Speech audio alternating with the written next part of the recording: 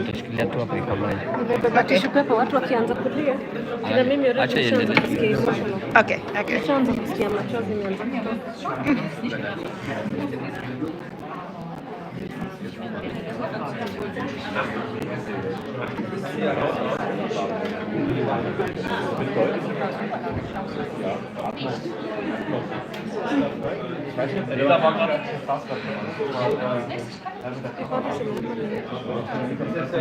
Does it have internet?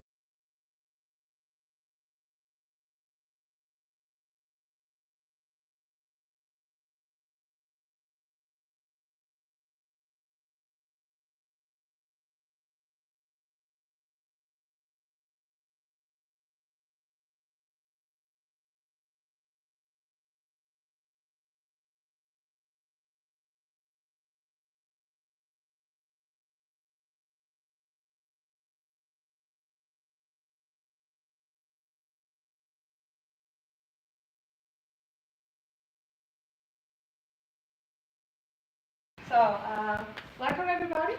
It's my pleasure to welcome you all to the final part of the PhD of Timothy Chekikuya. So he will have the opportunity now to present the work that he has been doing for the last approximately 3 years in a presentation of about 20-25 minutes, something like that.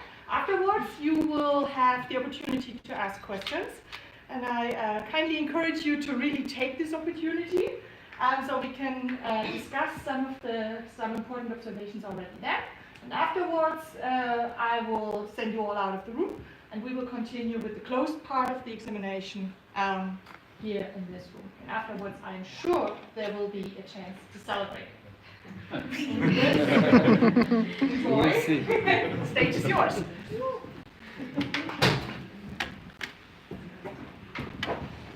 So thank you for the kind introduction. So it's my honor and pleasure to be here and present work that I did for the past 3 years, 3 months, and 3 days.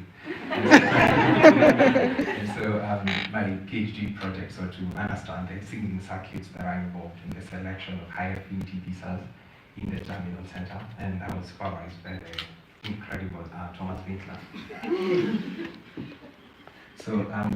So the humoral immune system has this peculiar ability of virtually responding to anything foreign that's presented to it. And lucky for us humans, this fortunately includes pathogens like viruses, bacteria, and fungi.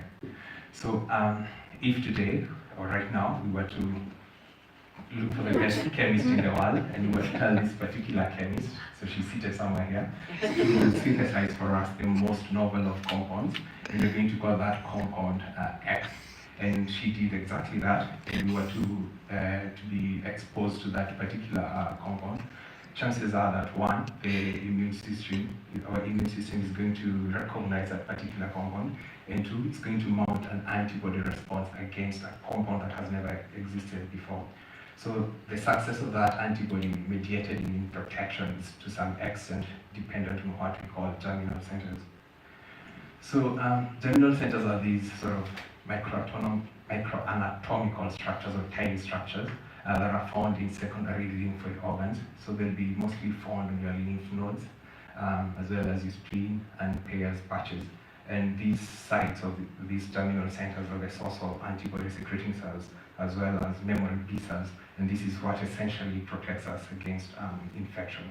So diving a little bit into the science. So what goes on is that a B cell will become pre-activated once it encounters its cognate antigen, and that pre-activation kickstarts a whole cascade of processes that eventually leads to the formation of a germinal center.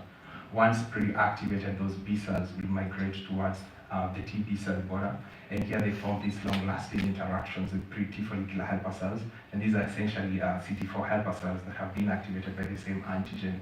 And then once this interaction is made, those pre-activated B cells receive the requisite costimulatory signals, and they become fully activated.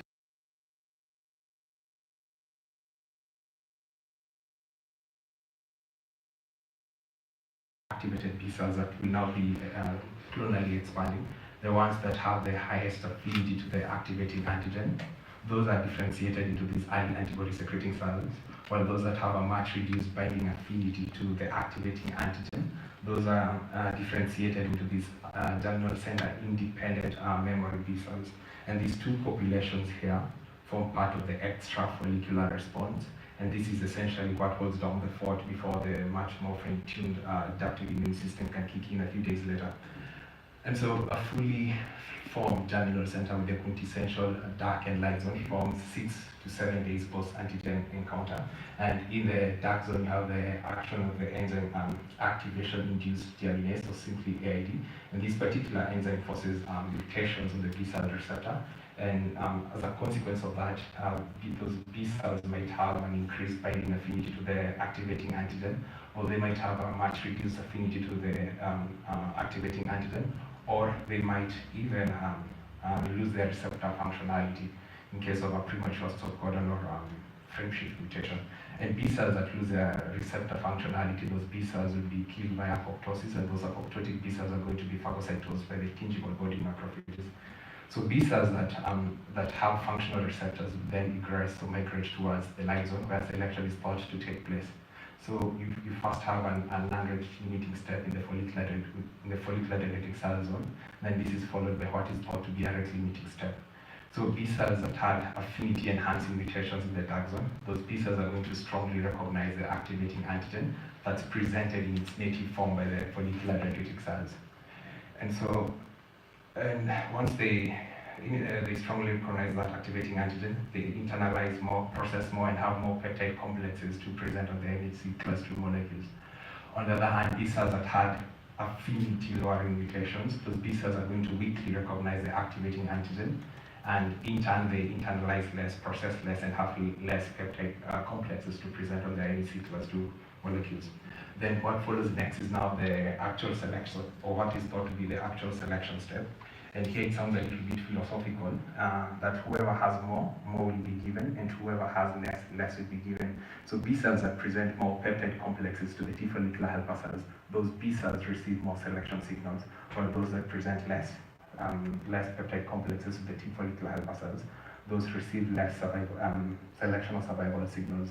And so this whole cell-fate decision is thought to take place with B cells with an intermediate affinity being allowed to re-enter the dark zone in a process that's known as cyclic re-entry. And that whole process goes on and on until the extinction of the germinal center. That said, in the field of germinal center, there is a general consensus that high affinity B cells are always selected in the germinal center at the expense of the low affinity B cells. The only bone of contention are the actual selection signals that mediate that particular process.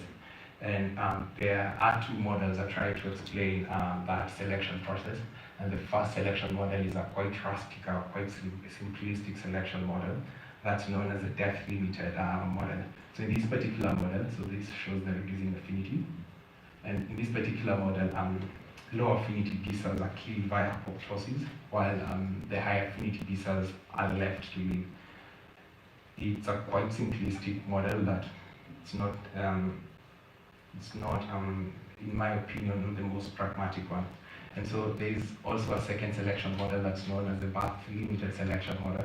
And in this particular model, the high affinity B cells receive more selection signals than the low affinity B cells, and this enables the high affinity B cells to proliferate much faster or longer than the low affinity B cells. There is also the existence of a stochastic apoptosis here, where all B cells, all germinal center B cells, regardless of their affinities, are killed by apoptosis, and the high affinity B cells are able to keep their heads above the water in that they can't proliferate much faster than they're being killed, but the low affinity B cells cannot keep up. So that's it. My PhD project sought to understand the signaling circuits that are involved in that particular selection process. And our rationale was that because we know that the high affinity B cells always outcompete the low affinity B cells in the germinal center, then we must have genes that are sort of differentially expressed between the low and the high affinity B cells. And those genes are might be the ones that are driving that selection process. So we hypothesize that those genes might have something to do with either apoptosis or metabolism in the germinal center. And so the aim of this particular project was to determine the molecules and signaling pathways that influence the selection of these high affinity B cells in the germinal center. So to do this, we utilized two mouse models. So we utilized a classical B18 mouse model, and this B18 mice, simply put, B18 mice have a transgenic B cell receptor that was derived from an NP binding antibody. So from the original B18 mice, two iterations of it have been developed. We now have a low affinity mouse model and a high affinity mouse model, and this is made possible through the introduction of really specific mutations. So here in the lab, we breed the low affinity mice to be on a CD45.1 background, and the high affinity mice to be on a CD45.2 background. So we also utilize this other mouse model that I'm just going to refer to as recipient mice. And these particular mice have a heavy chain light chain knocking that was derived from humans. It's an anti-DNA from a human that had lupus, so it's an anti-DNA antibody. And because of this, these mice do not respond that well to the LP hapten, and we also build them to be both positive for CD45.1 and CD45.2.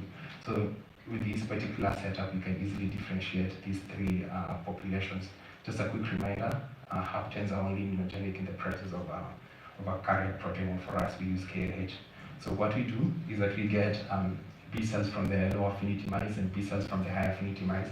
We mix them in predetermined proportions.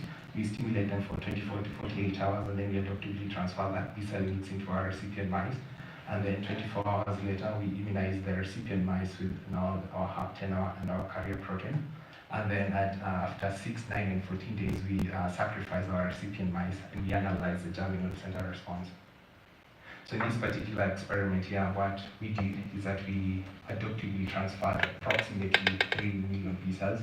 And of those 3 million B cells that we transferred, 97% came from the low affinity mice, and only 0.7% came from the high affinity mice. And then we sacrificed these mice at day 6 and at day 9, and here I'm showing representative plots from day 6 and day 9. So we defined germinal center B cells as GF7 and fast positive cells. Now this particular germinal center population we then get for our two populations. So we get for our low affinity B cells and our high affinity B cells again, the lower on CD45.1 and the higher on CD45.2. And this other population here, this will be our recipient mice B cells. And by just eyeballing, you can see that as early as day 6, the high affinity B cells have started to outcompete the low affinity B cells, despite the fact that they were outgunned 131 to 1 cell 7 days before. And then at day 9, the picture is much more clearer, and that the high affinity B cells have sort of taken over the germinal center response at the expense of the low affinity B cells. So this plot here summarizes the same. So we started with 97% of low affinity B cells and only 0.7% of the high affinity B cells. At day 6, the picture is almost at 50-50, but at day 9, the picture is completely flipped, and the high affinity B cells have taken over the germinal center response. So just a quick reminder of the rationale, then you must have genes that are differentially expressed between these two populations, and that differential expression might be the one that's driving the selection process that we observe here. So what we did is that we got these two populations and we sorted them, and we utilized a really unique cell sorting strategy. So we start, once we sacrifice our recipient mice, we get out our antibody secreting cells and we define them as 30 positive and CD138 positive. And then on the non-antibody secreting cells, we then get on our B cells, and on the B cells we now get on our germinal center B cells. And in this case, we do not use FAST, we use CD38 because we want to get rid of any memory B cells. And on this population of the germinal center B cells, we now get on our cells, so the losers and the winners. So the idea here is that once we sort these cells, we're pretty confident that they're not contaminated by antibody secreting cells or contaminated by any memory B cells. And once we sorted these cells, we extracted DNA, performed bulk RNA sequencing, and then performed differential gene expression analysis. So these are volcano plots, or two volcano plots, and they're essentially showing genes that were differentially expressed at day 6 and at day 9. So in blue, these will be the genes that were upregulated by the winners or the high affinity B cells, and in red, these will be the genes that were upregulated by the losers. So when it came to the winners, we had a lot of most of these genes that were upregulated not necessarily interesting to us because we had a lot of non-coding RNAs, pseudogenes, and antisense transcripts. And these are genes that are essentially useful or used in the regulation of the whole transcription process. But when it came to the losers, now we had some interesting gene candidates. And given that I was just one PhD student, we sought to concentrate on one gene, and that's CD72. And the reason why we concentrated on CD72 is because it had the most significant biological function, and its role in B cell activation had been described before. And the other reason we concentrated on CD72 is because it's a surface marker, so it was easier for us. It will be easier for us to phenotype it. So I'm going to quickly introduce CD72. And so CD72 is an inhibitory B cell co-receptor, and CD72 is expressed on all B cells with the exception of antibody secreting cells. And there are other inhibitory B cell co-receptors that I'm sure most of us have seen or familiar with. Cyclic G, we have CD22, the paired immunoglobulin receptor, we have Fc gamma R2b. And what these inhibitory B cell co-receptors have in common is that they all have an IT motif. And for the case of CD72, it has two items, or rather it has one item and an item-like motif. So whenever the B cell receptor is signaled, either through tonic signaling or through active cross-linking, CD72 associates with the B cell receptor, and this kinase here is going to phosphorylate the item, one of the items of CD72, and once this item is phosphorylated, this particular phosphatase, that's known as SHIP1, is going to associate with the item, and these phosphatase now then targets proteins or other kinases that are downstream of the B cell activation cascade, and this essentially inhibits B cell activation. So the short story here is that CD72 in this case sets a threshold for B cell activation. However, once CD72 is ligated by its natural ligand, that's CD100 that's expressed on T cells, SHIP1 dissociates from the item, and so the inhibition is vacated. So once CD72 is ligated, positive signaling is now promoted, and so you have increased B cell activation and increased B cell proliferation.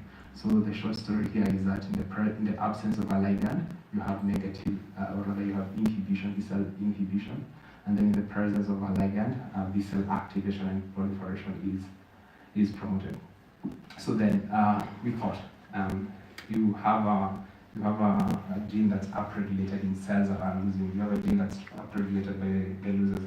Then what will be the effect of knocking out that particular gene from that population and putting them in competition with the high affinity B cells? Will these CD72 knockout B cells be as competitive as the high affinity B cells? And we did exactly that. So we got B cells from the losers. We knocked out CD72 from them, and then we mixed them with MOC electroporated high affinity B cells, transferred them into the recipient mice, immunized the recipient mice 24 hours later, and essentially analyzed the GC response. The journal sent a response 6 days, 9 days later. So this particular arm, where we knock out CD72 from the losers, we're going to refer to it as the experimental arm. We also had a control arm where we essentially repeated the competition experiments where we did not knock out CD72 from the losers. We essentially just transferred this wild-type mix into the recipient mice. So again, a quick reminder of our expectation at this point is that we had thought that by knocking out CD72 from the low affinity B cells, they would now have a competitive advantage either over their wild-type counterparts or over the high affinity B cells. So these particular these plots here, they show the expression of CD72 on the input cells. So this is the B cell mix that went into each mouse in the control and the experimental arm. So in the control arm, we did not knock out CD72 from the losers. You can see that the expression of CD72 is quite similar to that of the higher. But when it comes to the experimental arm, where we now knock out CD72 from the losers, you can see that 90% of them did not express CD72. So going into these recipient mice, they did not express CD72. We only had 10% that were expressing CD72, and of course, nothing changes for the high affinity B cells. So this is a gating strategy that we used, essentially gating on lymphocytes, then B cells, and then on the germinal center B cells. We have the losers, the winners, and now we also use the recipient B cells, which acted as a really good internal control. So here I'm showing the expression of CD72 in germinal center B cells in the control arm, where we did not knock out CD72 from the high affinity B cells. So these will be the losers, the recipient B cells, and the high affinity B cells of the winners. And by just eyeballing, I think something becomes immediately apparent, and it's that the high affinity B cells of these winners are the ones that are down-regulating CD72. And this is nicely shown here by this particular plot. Whereas again, this will be the input. This shows the proportion of CD72 high germinal center B cells. So this other population that I'm not getting on, and you can see that for the low affinity B cells, the proportion of these CD72 high B cells does not necessarily change a lot. But when you look at the high affinity B cells, you can see that there's a quite big shift in the expression of CD72, and that these winners of these high affinity B cells are the ones that are down-regulating CD72 as early as day 6, and this is even much more at day 9. So you might argue that these are arbitrary gates, and so I also show the NFI value, and by just concentrating on the high affinity B cells on day 6 and day 9, you can see that it's the high affinity B cells that are actually down-regulating the expression of CD72, while when it comes to the losers or the low affinity B cells, that doesn't change. So the take-home message here is that B cells that are positively selected in the germinal center, and this will be the high affinity B cells, are the ones that are down-regulating the expression of CD72 not only at the transcriptome level, and this is data from RNA-seq data, but now we also show it that they are down-regulating the expression of CD72 at the protein level. And so, just a quick reminder, we had asked ourselves the question, what will be the effect of knocking out CD72 from the losers? And this is what I'm showing here. Again, so showing the expression of CD72 in germinal center B cells on the losers, recipients, and the winners of the high affinity B cells. And now you can see that you have more low affinity B cells that are down-regulating the expression of CD72, but we know that now these are our knockout B cells that are participating in that germinal center reaction. So again, here I'm showing the proportion of CD72 high B cells on these other population that I have not catered on. And just a quick reminder, we started with 10% of B1A B cells that were expressing CD72, and this is the 10% that I'm showing here. And at day 6, you can see that this proportion of these 10% of low affinity, wild-type low affinity B cells, then moved to 36% on day 6, and then to 44% on day 9. And just a quick reminder, our initial expectation was that knocking out CD72 from these low affinity B cells, we thought that would confer those B cells with a competitive advantage. But by just looking at this, you see that is not the case, and it's quite the opposite.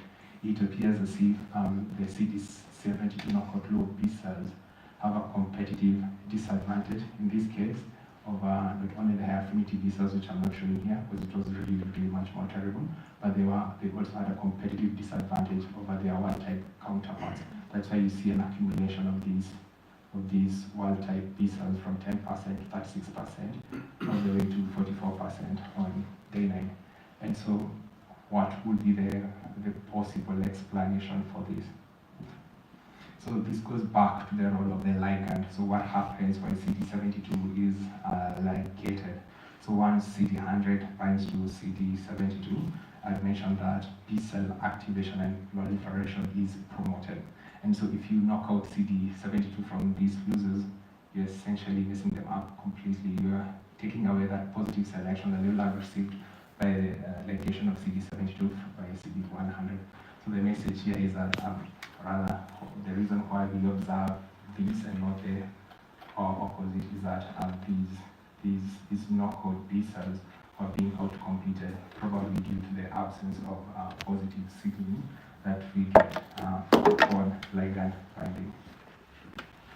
So to quickly summarize what I've said, and this has been our most interesting and exciting finding, is this observation that when you take high affinity B cells, what I'm calling winners, and put them in competition with these losers of these low affinity B cells, the winners not only downregulate the expression of CD72 at the transcriptome level, but also at the protein level. And the reason why I'm so confident saying this is because we've repeated these experiments at least 3 times, and we usually have at least 3 mice per arm, per time point. And you might ask yourselves then, why would the high affinity T cells want to downregulate the expression of CD72? Although I've not shown this data here, but when you put high affinity B cells in competition with the low affinity B cells, it's the high affinity B cells that eventually become antibody secreting cells.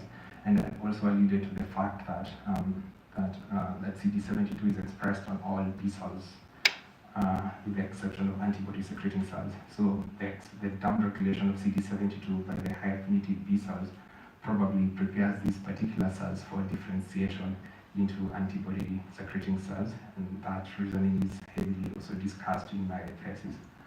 The next interesting observation that we made is that knocking out CD72 from the low affinity B cells does not necessarily confer them with a competitive advantage over either their low affinity counterparts and also their high affinity counterparts. And the reasoning here is that knocking out CD72 probably takes away that positive signaling that is observed upon ligand binding.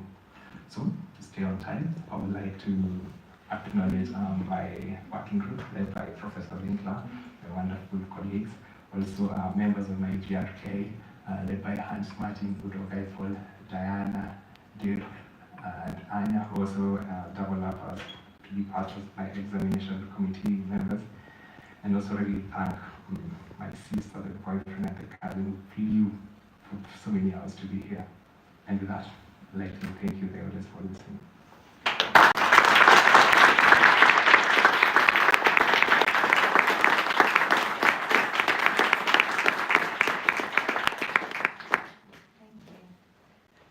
Any questions from the audience? I have a question. Okay, go Yeah. ahead. Yeah. Perfect. Yeah, I have two questions. I'm going to stick to one because, as we mentioned about CD72 being setting the thresholds of B cell inhibitory signaling, I wonder whether you also found there's an association between CD72 and CD22, which is also has been described as important for germinal center selection, and whether you could tie this to, there's a correlation between CD72 expression and the differential metabolic profiles, which are always observed within the different germinal center B cell pools. It's a really good question. we are in collaboration with Dr. Meyer from NHK, and she's interested in CD22 and the effect of either knocking out CD72 or the effect that you have once you knock out CD72 from these B cells. So what I do know is that CD22 and CD72 usually use SHIP1 as the phosphatase, and the ligand interaction when it comes to CD22, and the same can be said for CD72, it's not that quite straightforward. To answer the metabolic part, I am not so sure, if I'm being honest. Stories. All right. Congratulations, Timothy. This is my cousin, by the way. She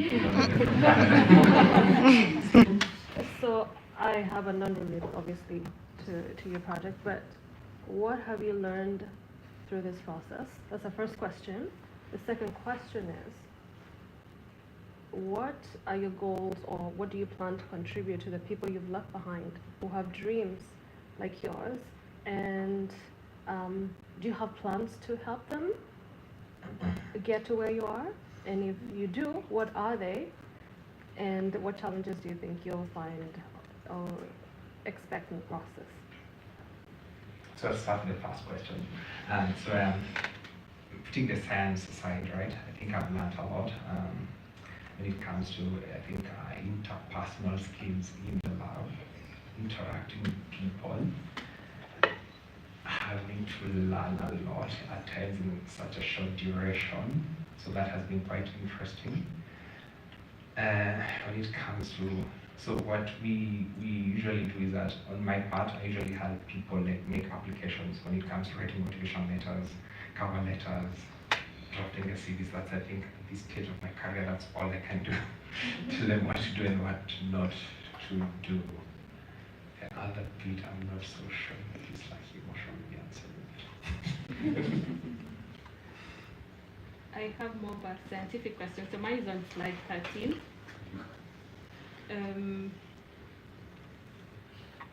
So I note from your losers, winners, and mutual combination, there seems to be this big variation between some of your data points.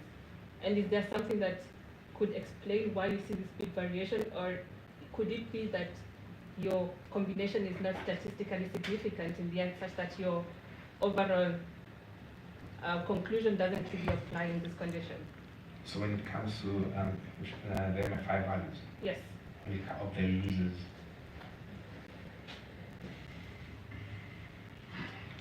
So when you look at just by looking at first looking at the proportions, you see that that doesn't change a lot when it comes to the MFI values. That's a good question. I would say by just looking at, I know that may be a little bit biased, but by just looking at some of the data points, you might argue that you have some outliers, but then if you go for the really lowest point, these and not the highest, you can see that still have a quite big difference with the high affinity P cells. In the same line, did you take the overall counts of the cells instead of looking at the MFI to be a better readout for your data? When it comes to now the cell, the counts themselves. Yes. Oh, don't have I showed that? Sorry. When it comes to the count, yeah, I think I showed these here. This is what we usually observe. So as at day 9, you really don't get a lot of these low affinity B cells because of the way they are being outcompeted by the high affinity B cells. But just using the count does not necessarily. I mean like absolute numbers, because this is still percentage-wise. Yeah, because I think with absolute numbers, you see some significant differences between your populations and between your subjects, I think. Yes, we do see a difference when it comes to absolute numbers. Yes, definitely, yes. Could it also be that the C72 knockout cells are outcompeted by differentiating faster into memory B cells?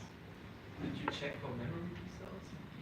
That's a really good question also. So what we thought, and I didn't make mention of that, I have to go back to the first already. So here. So we also thought that PT72 might be playing a role in this particular step here, this pre-terminal center step, where maybe the reason why these B cells, these high affinity B cells, are able to really outcompete the low affinity B cells that fast. It's because of that ligand interaction, because we know that the ligand is expressed on T cells. So even before they get into the germinal center, the knockout B cells might already have a competitive disadvantage. But also looking at the memory B cells, I also looked at that, and we defined memory B cells as CD38 high, GL7 low, and I really did not pick up a pattern, if I'm being honest. So when it came to the memory B cells, I don't think I picked up anything quite interesting. So, but I really checked a lot for that. I have just one question on your transcription data where you identify CD72 as a downregulated or something among the losers, and then you proceed with it. Do you also look for other genes that might be on the downstream of CD72 and look at their expression, or you're just interested in CD72? Because it works as a whole pathway, maybe it would be worth looking at the other downstream genes too. So what we've checked for is that also in correlation with again with Dr. Mayer is that we've looked for, or rather we're trying, so we checked for signaling first and checked for phosphorylation. And so like just essentially looking at kinases and other proteins that are downstream of this B cell activation cascade. Right now we want to look at the phosphorylation of other, I think we're still going for the B cell. We're still going for the B cell receptor cascade. Yes, we're not looking for anything that goes. No, we're looking for the B cell activation cascade at the moment. So looking at how phosphorylated they are, whether that sort of affects the whole activation process. So if the downregulation of CD72 causes the cells to go into this winning phenotype, would you say that vice Sorry? versa? If the downregulation of CD72 causes the cells to go into this winner phenotype, would you say that vice versa, if you stabilize CD72, you could force them into a loser phenotype, like in contexts of, for example, autoimmune disease where you don't want the B cells to go into antibody producing cells, or at the same time, like if you were to from the outside target CD72 for destabilization, would that be a way to promote the antibody production in diseases or in people where you want more antibody production? So just quickly.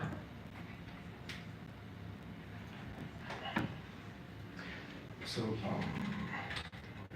we had thought of that, and we had thought of, so this would have been my outlook, but because of time I didn't go through it. So what will have been the effect, but I do make, in my thesis I discussed this, and I say it's not such an easy experiment to do, so forcing the upregulation of CD72 in the high affinity B cells, and checking whether those high affinity B cells that still express CD72, whether they're still going to be differentiated into antibody secreting cells. We've also thought of knocking out CD72 from the high affinity B cells and see whether you take out that competitive advantage. So these are some of the experiments that we thought of. So this would be the easiest experiment that we can do for that, and we're planning for that already.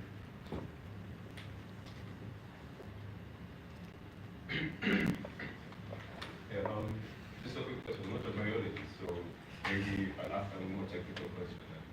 You use flow cytometry when you do cell sorting, if I remember correctly, but then it's known for its selectivity a lot. I mean, sensitivity is a bit high, but maybe not the very best. Is there a way that you can increase sensitivity? Then do you label your cells before doing the flow cytometry? Or?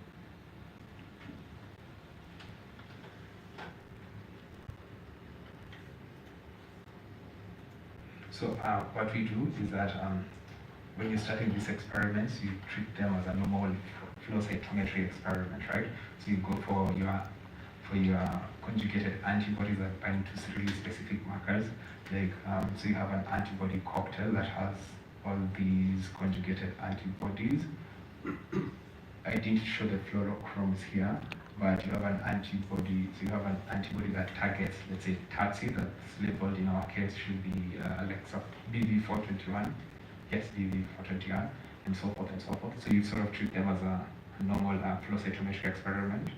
So in this case, when it comes to this particular population, because this is our population of interest, so the way I don't necessarily directly do it, we have a sorting facility, but what they do, what I've seen them do, is that they are really, really stringent on the cells that they sort. So they will not like necessarily get like needle, maybe get somewhere like this. And so you start with really, really clean populations. And after that, you always have the option of running your cells again via flow cytometry and seeing whether your sorted mix is contaminated with anything else. But it has been really consistent and working every time.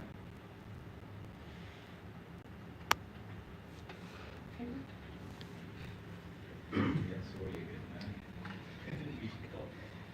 So your model suggests that trans binding, that is CD72 binding to its receptor, so CD100 would drive selection, right? But you also know that CD40, that ligand interaction also is indispensable for this selection process. So just two minor questions on that. Do you know whether there's been cis binding described with CD72 in terms of its clustering on B cell, the B cell membrane? And number two, do you think if you abrogate CD72, CD100 ligand binding, do you think that CD40 and this other co-stimulatory signals would compensate for CD72?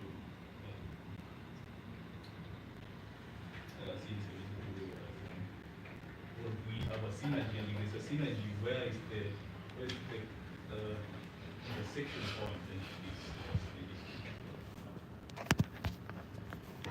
Okay, so let's start with the first bit. So ligation, so the receptor ligand interaction with CD72. It has also been suggested that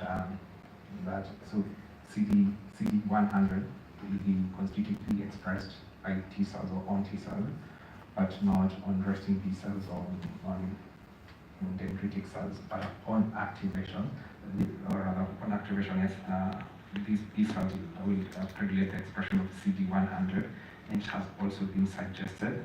I'm using a lot of it has been suggested because we did not necessarily look at CD100, that CD100 can be shed. Okay, and so that will sort of accentuate the selection process, in that if you don't have the receptor, if you don't have CD72, even when you're not interacting with your cognate T cell, right, or the T follicular helper cells, you're being robbed of that positive selection. So I'm not quite sure if I got the second question. If you, okay, it's okay. Oh. So first of all, very nice data. Thank you for sharing. So you showed that the CD72 deficient cells have a disadvantage in the competition, and you said it is due to the lack of the positive signal. Do you think the problem is that at the first BT interaction the signal is missing, or is it later on the germinal center, or so do they have a disadvantage before entering the germinal center or within the GC reaction? Or a combination? Oh. So here, right.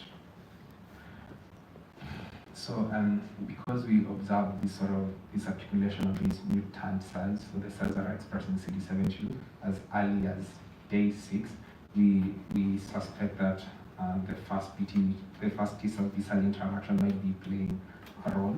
So we've thought of experiments where we really look at the germinal center reaction maybe at day 4, day 5, and see whether you see a difference. The second bit was, so the second part of the question? Yeah. Okay. So you think it might be playing a role because I remember the second bit. And because we also see an accumulation at day 9, so it might be happening before the germinal center and within the germinal center. So whenever a B cell interacts with a T cell, regardless of whether it's before or within the germinal center reaction. Maybe I can comment on that. Yes. So I think because on day 6 you see that in the B1A low cells you see an upregulation of CCR6, or at least still present. And CCR6 is a basically pre-germinal center marker. So it could be that the B1-8 low cells are simply have a problem, perhaps in progressing into a full germinal center maturation. Could be possible, I think.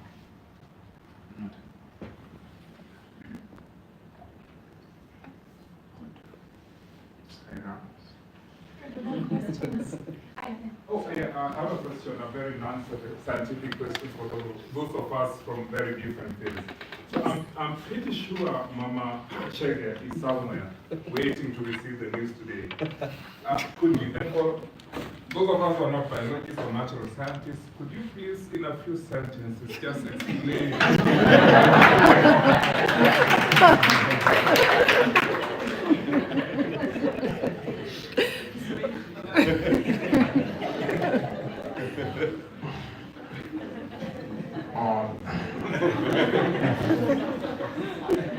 I'll go back to my first slide, right?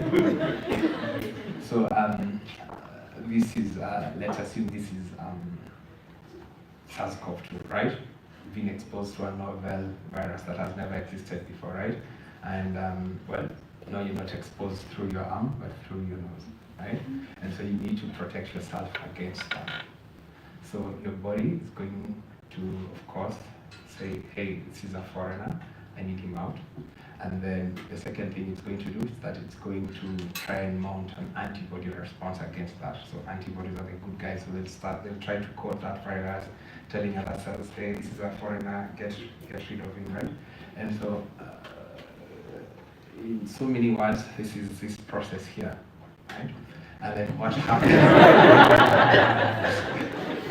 So this will be the extrafollicular response. Yeah? So it's time critical to get rid of this guy. But at the same time, it's taking you a lot of resources to get rid of this guy because you don't fully understand who he is, right? So what happens is that it's actually an invagination. So in your lymph nodes, so your blood is being filtered, right? And then you have this guy here that invaginates. And then what happens is that these guys will hold this guy, will hold your SARS-CoV-2. So this tentacle thing will hold your SARS-CoV-2 and present that to the cells that produce antibodies. Okay? And then in this place here, this zone here, those guys will try to, or mutations will be forced. They're actually forced mutations, so it's yes, forced mutations. And then when those forced mutations are, so then these mutations will be here, right? So you have forced mutations, and so in so doing, you might have a B cell, that has a very, very good binding affinity that binds really strongly to SARS-CoV-2, right? And after 6-7 days now, you have better antibodies than the ones you had when you were infected. So what I study is that particular process, how that comes to be. I hope Mama Shri understands that. That's perfect.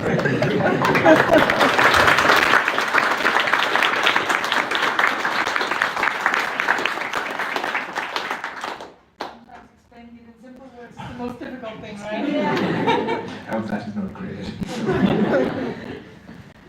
So, any final question? Otherwise, we will proceed to the next stage. All right. So, thank you so much for all your questions.